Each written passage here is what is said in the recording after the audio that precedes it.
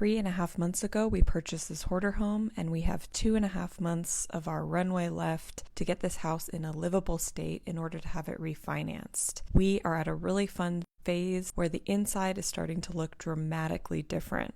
The plasterers have been hard at work getting all of these walls looking brand new again. They were originally thinking they were going to have to completely replaster some of the walls, which would require putting down a metal mesh and doing basically a whole new skim coat of brand new plaster. The walls were in way better condition than anyone had even hoped, and so they were able just to basically fill the cracks with a drywall compound.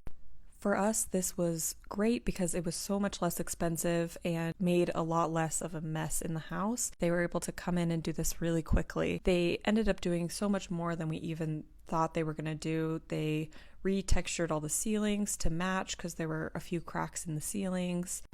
Any larger cracks, they scraped out any loose plaster, put a wire mesh tape over, and did layers of compound over that. The kitchen was in really, really rough shape. It had really intensely glued on wallpaper that had to be removed, and the walls themselves weren't the smooth, nice texture like we found in the living room and dining room. And so they ended up doing a light orange peel texture over the whole kitchen. This wasn't our ideal, but in the end, it ended up looking really, really nice. This is unprimed, unpainted.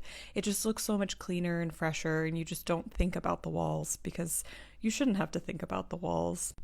Having all the stuff removed and doing some light cleaning and some major wall scrubbing really helped improve the smell of the house, but it is like night and day walking in after they've been in here working on the plaster, and they've done some priming of some of the work they've done, and that is doing so much to help with the smell. We had these 2 windows repaired. They were the only broken window panes in the house, and they were so clean when they were installed. I had to touch them to make sure it was glass there, and it made me realize how much work we have to do cleaning windows on this house.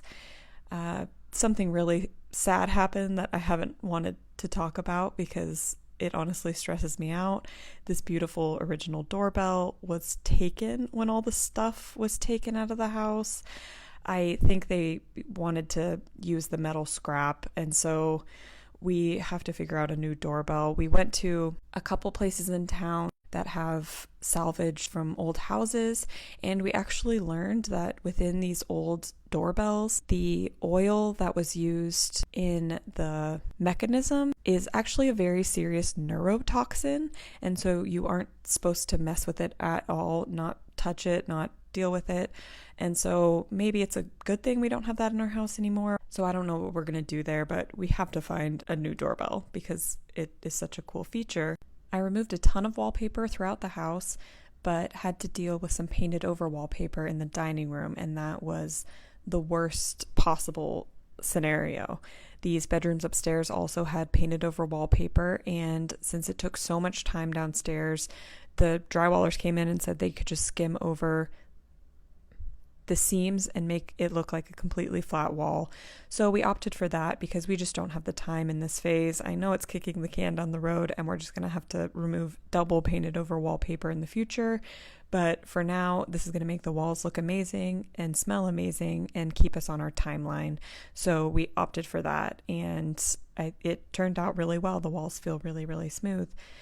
Our next steps are painting and then having the floors completely refinished.